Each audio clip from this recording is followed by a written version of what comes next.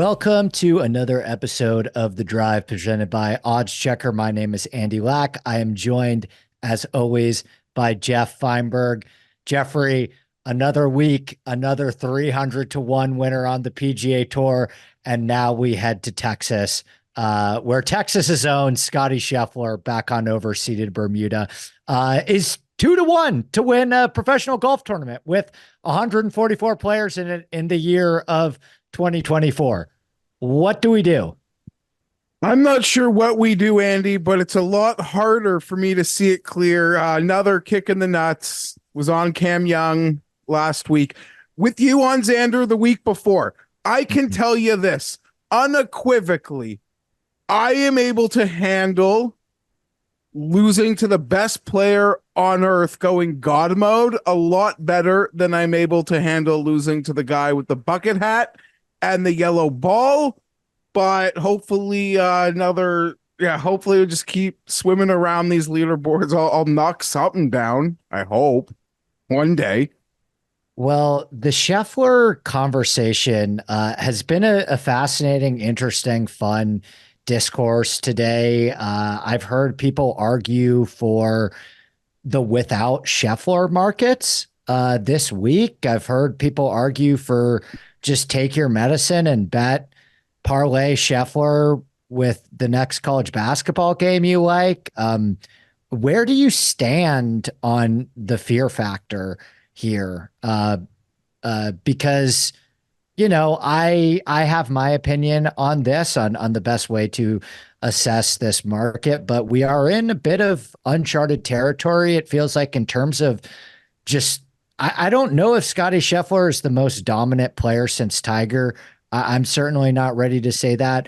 But it seems like we're in uncharted territory as bettors in terms of how he's treated on the odds board and the fear that he's evoking in terms of other guys in our little golf betting universe. Yeah, so I would argue we're not as unfamiliar a territory as it feels like, or like as we want to make it feel like. I feel like Rahm went on dominant runs and was 3 to 1 to win in Mexico with only Finau. Granted, there's like 2 or 3 players you could argue behind Scheffler in this one. We've seen DJ go on blackout runs. I've bet DJ 5 to 1 to win the Canadian Open, and he did that for me once upon a time. Yeah. But looking at the odds checker grid, just refreshing it here, Andy, 3 to 1 is the high watermark number. It does feel like the refresh is in. We're now down to 275 being the high watermark. You can make the joke this morning, or even still when it was plus 300, that the plus 300s for this are probably more value than the plus 450s to win Augusta. I am not betting Scotty Scheffler. I'm not parlaying Scotty Scheffler. But like you, it's caused everybody to have a conversation with themselves. And with me personally, it's, okay, I'm not betting Scheffler, but how afraid am I of him in the sense that, like, how much do I even want to commit to this event? Because of that fear factor. Like, do I trust anyone to beat him, even with his C game? And the other part of it would be every long shot, whether I have access to it, I do where I live, but some people don't or aren't able to play each ways. Like I'm a never each way guy, Andy. I'm a water will find its level. For every placing bet I miss, which has not gone well this year, I'll make it up when I, by not giving away half my bet to an each way. Historically, that's worked for me. Maybe I should have reevaluated that this year. But in this event, like, how do you bet anyone 80 to 1 and not take placings if you have access to it, hypothetically? Yeah. It's fascinating, man. I was thinking about those prior runs. Like, I was thinking a lot about DJ and Rahm, and even, Rory's best golf in the last decade, Spieth's best golf in the last decade. And I was trying to figure out like how common this actually is in terms of the respect that he's getting on the odds board. Even when DJ went on his somewhat historic run, playing some of the best golf we've seen since Tiger prior to winning that November Masters, He had won, I want to say like 4 times in 7 events, 4 times in 8 events heading into a November Masters. He was still 8-1 to win the Masters that year. Scheffler's 4-1 to win the Masters right now. I don't know how many times Tiger's been 4-1 to win the Masters. I would have to effort that. I don't think it's been many. There have been at least one or two where he had to be like plus 200. I swear to God, at least one like plus 250. I agree. I do there agree. There was one moment. Scheffler 4-1 to win the Masters is definitely, we've seen Tiger below that. I'm not disputing you there. And I would need to effort how many times that's happened. But it's still fairly rarefied air. The other part of what's knocking down the Scheffler specifically to the Masters number, Andy, is who are the other players in the world playing great? Well, Xander Schauffele, people don't really trust him, want to trust him. Rory's not doing anything. Struggles, I think, are being overblown, but he's not playing as well as people want. Rahm, I'll say this right now. There's questions. Unlike Brooks, I don't know that Rahm will just be able to flip the switch because from going from exhibition to majors, but maybe he'll show us he's amazing. Never go back to back at the Masters either. I mean, that's the other thing. He's coming as a defending champion. So honestly, we've kind of done this before, but outside of the truly high-end players, you just trust Brooks on reputation. Other than that, none of them seem to be ready. Hovland looks, as someone who has Hovland futures and has been holding them probably for now close to 9 or 10 months, like, what the hell did I do? It's a good number, still like mid-high 20s, but it's like, I don't feel good about those. He looks horrible. Spieth at Augusta. Spieth, any form heading into the Masters is 18-1 at Augusta. You can't play that Spieth game right now. So what the heck's going on with Justin Thomas? He's usually 20-1 at the Masters if he's playing well. Wyndham Clark and Hideki. Does anyone trust Patrick? Does anyone trust Patrick Cantlay right now? It's crazy. I didn't even mention him, but he always plays well there. But he'd be in the Xander. He'd be less respected than Xander because he's not coming in finishing like top 5 every week like Xander. Already speaking about this today a bit. Those long-range historical Masters trends that, I don't necessarily believe in, but they've bared fruit. You can plot the course to it. Now, Scotty changes that a bit because he's so dominant, so it'd be the easy pick anyway. Yeah. But who even checks the boxes? It's like Hideki, Wyndham Clark, Scotty Scheffler. Those are the only guys that feel like will come up in those trends, other than guys like Jake Knapp, who are first-time winners and have some of the check marks in the last 3 months or something, and Matthew Pavon. I don't know who else checks the boxes for these dominant historical trends at the moment for the Masters. Yeah. So just to put a bow on the Scheffler conversation, what's a better bet this week? Proverbial gun to your head, you have to bet one of the two. Scheffler plus 250 or the field minus 200. I would bet the field minus. I would too. I would too. God. But Andy, it's a lot more consensus around plus 250 than you. How many? And I know it's hard to quantify because how many guys is he behind? Who is the leader? But if Scheffler's 6 back on Sunday, and let's say 1 or 2 of the players we respect are up there, and then it's a small handful of other names. What are his odds even? A touchdown behind on Sunday. Still be 12-1, 15-1, 20-1 max. Yeah. I mean, coming back from larger deficits are a lot more common than you would expect these days. But I mean, even at what point are you counting him out? If you did take the field, it's he's never going to be dead. No, he's if he triple bogeyed the first hole, he'd be 7.5-1. Yep. 8-1. Yep. If he triple bogeyed, he's got the boogeyman Michael Myers quality we're talking about, you got to murder him for him. He's got the course record, right? And we're in Texas, on overseeded what are we doing Bermuda here? What are we doing? I mean, no one watch it. You don't need to watch Easter Sunday. Scotty goes to Easter Mass. Scotty goes to Easter Mass in the morning before his 2:30 p.m. tee time. Very pregnant Meredith is waltzing onto the green, and Scotty's talking about this wasn't me, guys. I did this one because with the help of the big man upstairs, and Christ is So risen, let's do this. Scott. The Masters odds you think can't get lower, but if he won this week, even if we're not respecting the field strength, like it will get lower. Oh, it can get lower. Okay. Yeah, if Scheffler wins Houston, um, yeah, plus 150, plus 200 at the Masters. It's like UConn right now. People will bet it, Geoff. That's the thing that we are I don't know overlooking in anything this. about college basketball. I know it's sacrilegious in our community to bet any golfer at anything under like even 7-1 in our golf betting community. But in terms of if you look at the highest handle on sports books every week in golf, it's always the favorite. Okay. Oh, to that point, I don't know anything about college basketball. I didn't bet a single college basketball game all year. Who did I bet at a short number to win the tournament before it started? Because the couple guys I know are like, this team is incredible. They're the best. I bet UConn. In the same way, people who aren't really golf fans, they'll want them at the Masters in the same way I wanted to bet March Madness. And they're just going to be like, well, who? Okay, I'll bet Scotty Scheffler because he seems unbeatable and he's won there before. Like, it's easy. Like, right? Like that. There's another gets like it.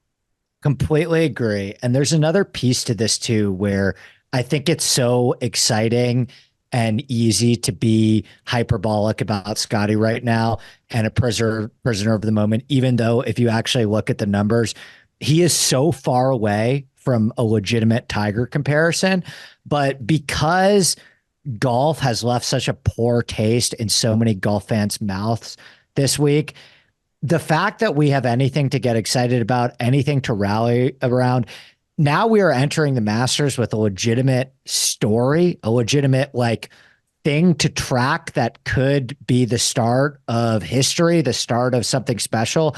I think that is just going to pump up the Scotty dialogue and discourse. And people love seeing a star be a star, and as golf fans, like dominance is what does ratings. Yes, yeah. For those of us, me and you, who had Xander, for those of them, for our friends who had Brian Harmon or Wyndham Clark, like it was like a tough blow. But to the golf fan, like watching him do what he did at the Players Championship was marvelous. So the hyperbole, of course, it's there. I'm guilty of it. I'm as guilty as anybody. And as guilty as anybody. Let's talk about other golfers. He's not the only one playing this week. I know it feels like it, but I bet a bunch of other losers. Yeah, spin the wheel of losers, I guess, in a big way this week, Andy. Other than Wyndham Clark's the only guy in the teens. Zalatoris is still at 20-1. You take this any direction you want, friend. The lowest bet, and I have room to make a selection at the top, and that selection is likely going to be Zalatoris or Sahith. I think there's merit on both of those guys. The bet I made was Siwoo Kim 35-1. I love the way that Siwoo is playing. I think that you need a very complete game around Memorial Park, a golf course I know very well. It's a Tom Doak design. I spent all weekend in Florida playing Tom Doak designs. Siwoo is one of the most underrated short game guys in this field. I think short game around the green creativity is a very, very crucial aspect of Memorial Park. So I'm on Siwoo 35-1, and then I've got a couple guys a little bit farther down. I think I have 50, 45, 50, 110 is what I'm working with this week. Siwoo, I mean, like you look at the stats, it makes perfect sense, let alone his like strokes gain Texas abilities. You'd worry that he might not be long enough off the tee a bit. And, you know, but I don't know. It's weird to say in golf, which you don't do in other sports, Andy, is you bet numbers, not teams. But in golf, sometimes you just have to bet golfers, not numbers. Yeah, and I wish Siwoo was longer. Don't get me wrong. Yeah, but like 30, yeah, I saw it was 35. It's still, you know, I'm seeing the highest right now, 35. You can get an enhanced on Bet Phillip Rivers over there. Yeah, I have no holes to pick in it. Like you, my two favorite guys closer to the top would probably be that Will Zalatoris 20 or Sahith. Of these guys in the 20s, I feel like I want to trust Theegala the most, being it that I believe he's the best putter of that group. And let's go a little farther back. You mentioned 45 to 1. I don't know if you bet Alex Noren or Keith Mitchell. Sure did. Sure did. We're going down with the ship, my friend.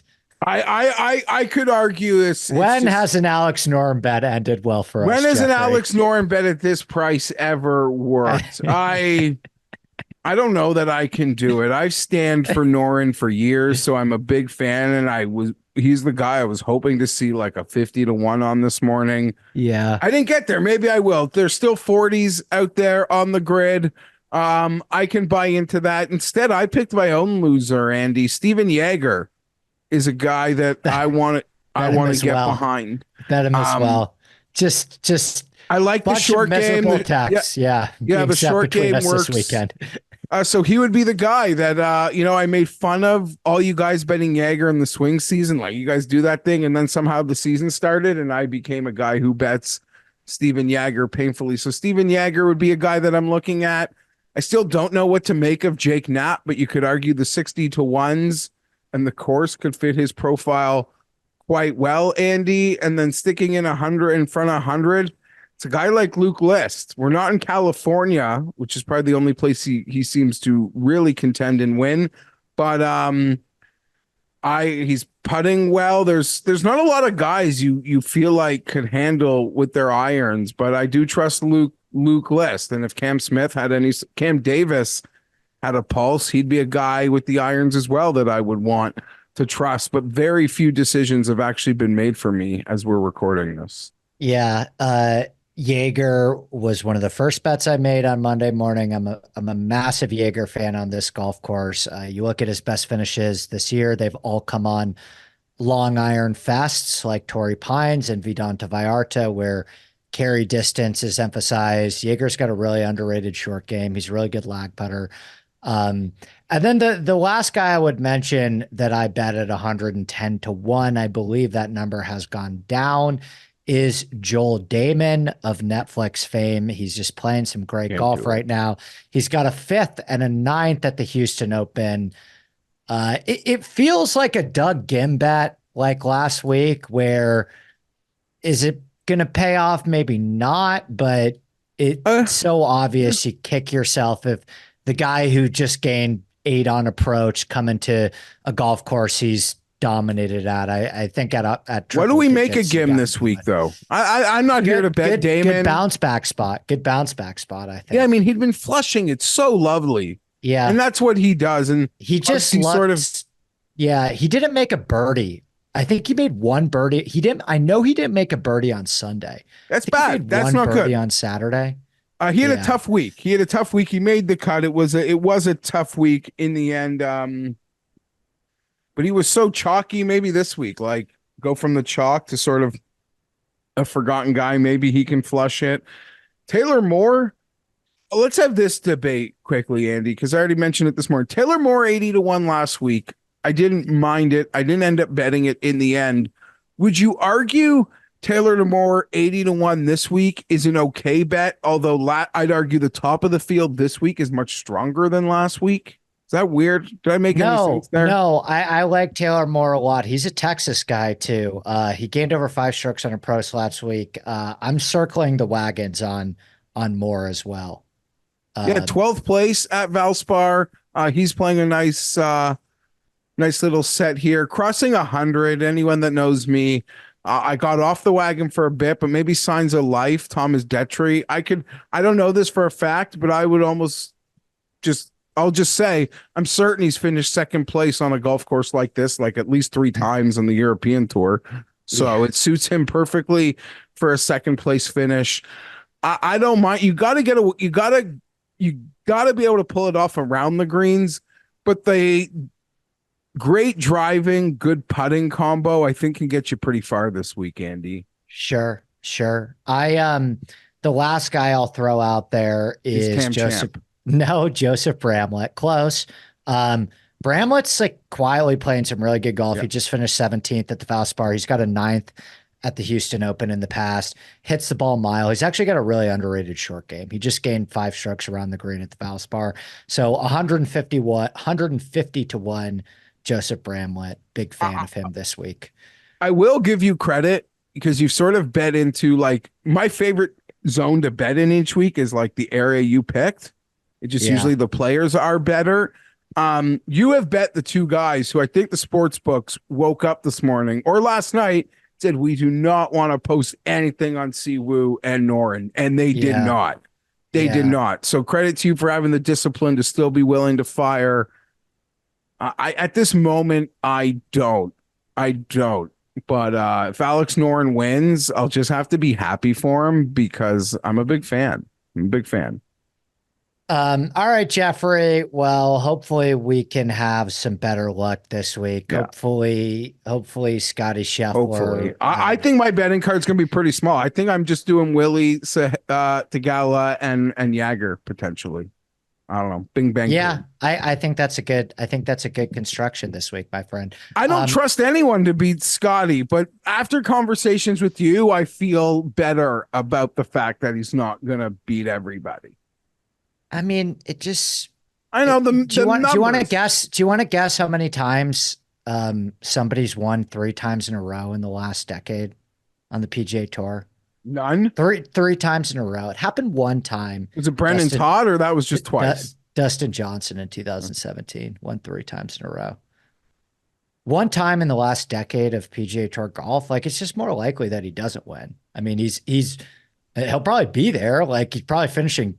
I think it's more likely that he finishes, but I think it's more likely that he finishes like third than he finishes first. Personally, I don't think like he's not missing the cut, but it's hard to win. He's the most likely player in this field to win, but I don't think he is as likely as people seem to think he is. That's what I would say personally. So I'll take him on, I guess. Gonna be real fun when me and you have Stefan Jaeger battling Scotty Scheffler down the stretch on I Easter swear I sent Sunday. a friend of I know. mine I'm sure we'll really enjoy that. and Andy, credit to you because I sent a text to a friend of mine who does the golf betting as well today and was like, man, it's going to take a lot of courage to sit in front of a camera and say I'm betting Alex Noren and Steven Jaeger. When Scotty's in the field. Yeah. Yeah, it's going to take a lot of it's going to take a lot of gumption to do it. Chutzpah. So I give you full marks. Okay, we're almost there though. We teased a lot of Masters talk. We'll probably do more Masters talk next week as we're still in Texas, but even closer, friend. Adios, buddy. That will do it for another episode of The Drive presented by Oddschecker. My name is Andy Lack. That is Jeffrey Fienberg, and we will see you next week at the Valero Texas Open.